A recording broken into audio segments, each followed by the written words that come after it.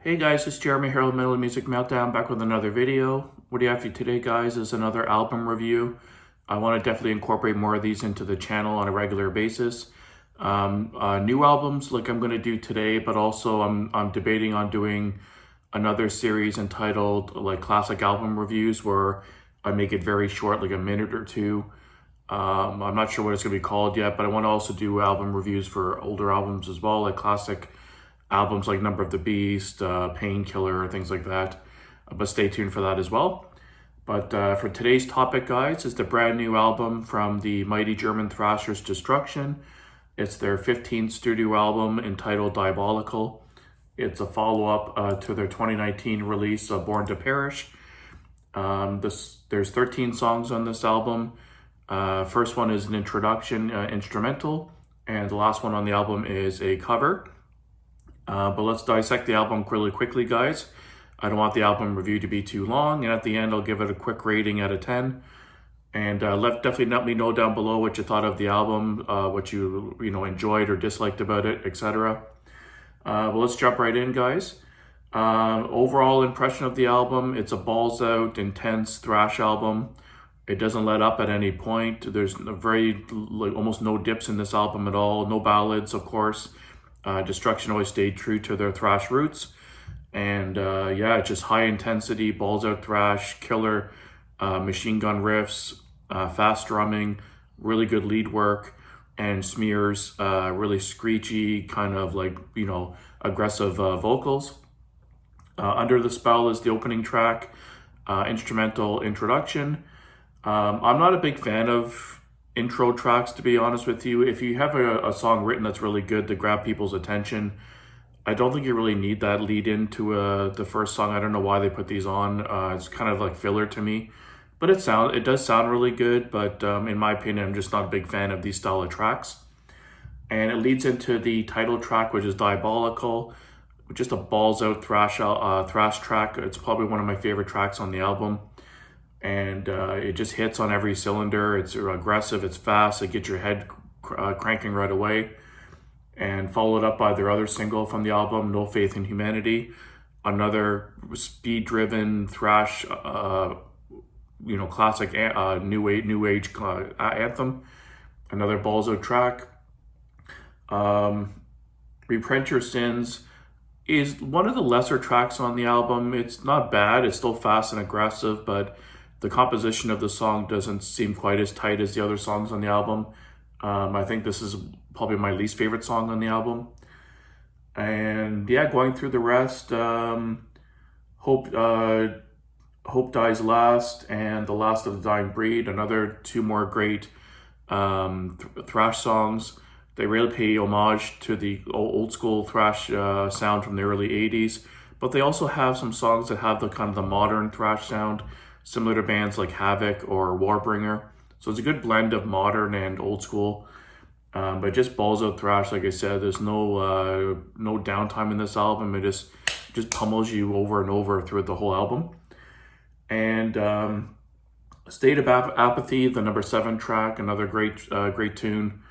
That's the one that has smears like really high-pitched squeal at the beginning, really awesome. And then when it gets to Tormented Soul at number 8, this is where there is some variation in the song. This one does slow down a little bit to a mid-pace song. It has one of the really heavy, chuggy riffs. Really good lead work on this song, good chorus. But I did notice this song stood out of the album. It's one where the tempo did slow down a little bit, but it's still kind of blended in well with the album. It's still very heavy, and it's probably my favorite song on the album, top 3 for sure. It's just, that riff is so chuggy and just get your head banging right away, so heavy. And then the next, Servant of the Beast, it goes back to a higher tempo song, very thrashy, great lead work, great vocals, again, aggressive, and killer chorus, get your head in the air pumping. And the next one, the Lonely Wolf, again, was a little bit of a change up, had a little bit of different tempo to it.